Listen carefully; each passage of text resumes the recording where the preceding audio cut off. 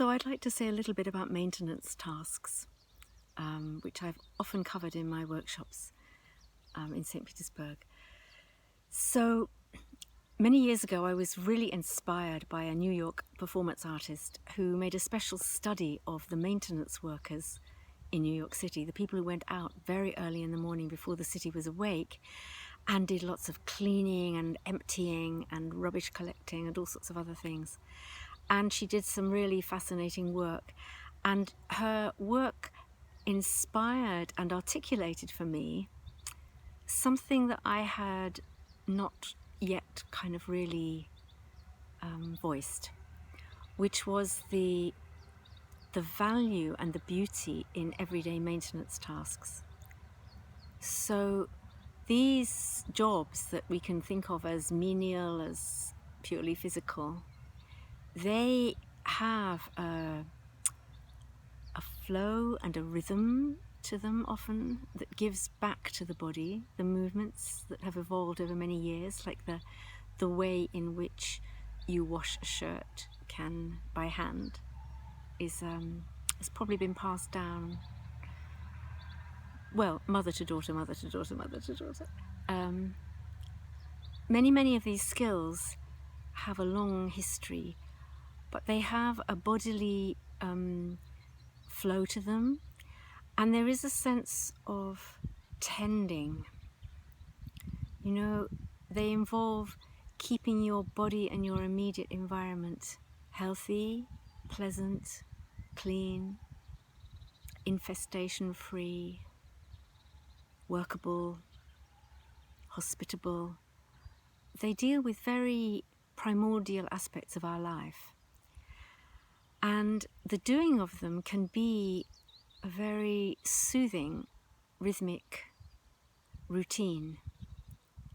And I always feel this when I work with people who suffer with recurrent depression, and whose first expression is often to stop doing all such maintenance tasks, to stop doing these very simple, ritual-like daily movements that would bring some gentle flow back into their life and their body.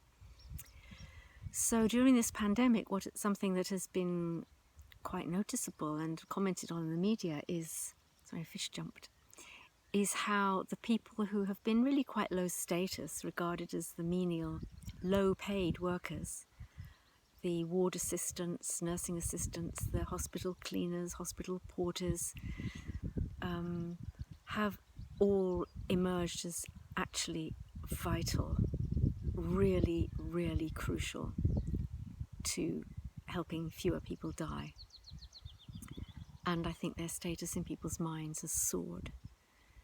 So I want to say something about how we can reframe some of these tasks that some people have a resistance to or neglect, and to see the art in them, actually.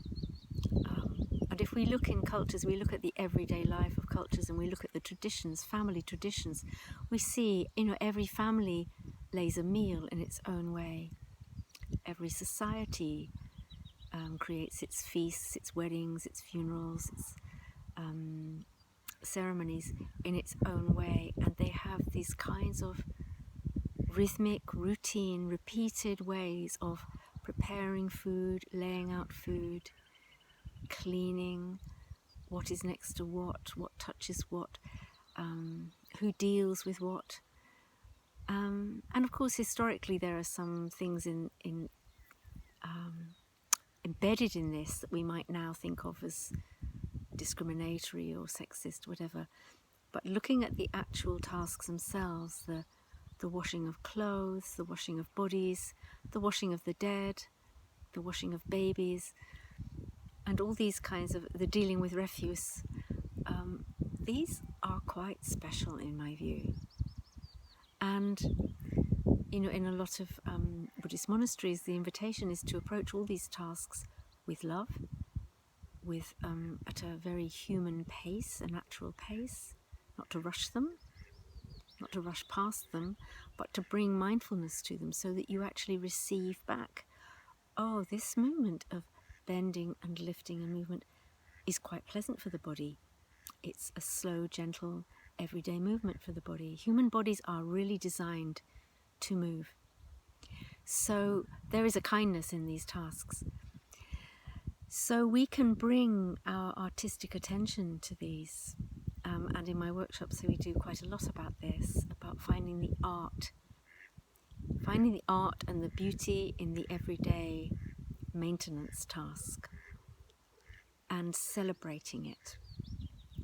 So when you are confined and life feels like it is nothing but maintenance tasks, perhaps at times, or extra maintenance tasks if someone is ill or very dependent.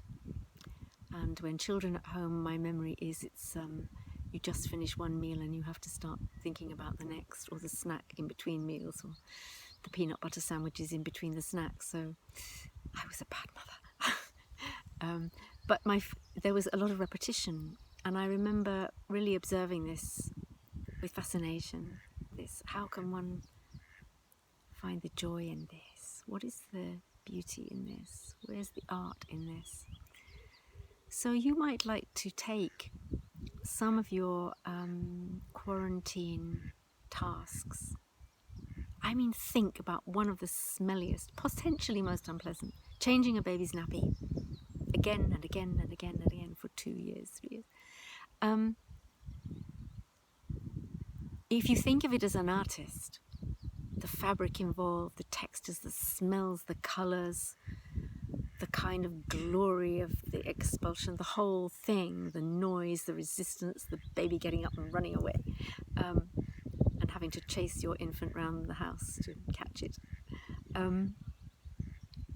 You can bring a lot of fun and creativity to portraying this, to celebrating this. So if you're making, as some people are, a pandemic lockdown journal, these maintenance tasks might be very worthy of inclusion, because if some of you return to or go to a new level of being super busy outside the home, or being asked by employers to rush from one thing to the next, to do more than your human nature is really inclined to do at a pace you're not really inclined to do it, looking back at these could be a very useful and supportive reminder of how you can bring a different awareness to something that you have to do.